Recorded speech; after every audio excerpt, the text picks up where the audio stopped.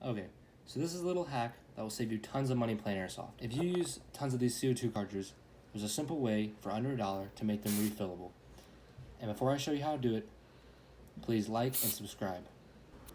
All you're going to need is a used refillable lighter. The first step is to remove the refillable valve in the lighter.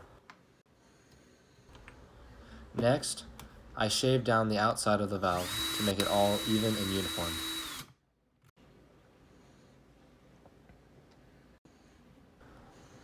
Now, I grabbed a used CO2 cartridge and drilled it out to where the valve would fit perfectly inside of it.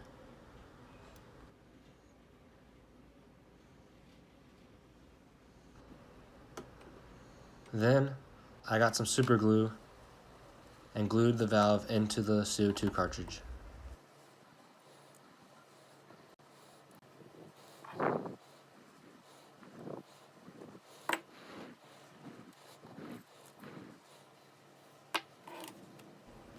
Now this new CO2 cartridge can be refilled with CO2 and placed back in your airsoft guns for multiple uses.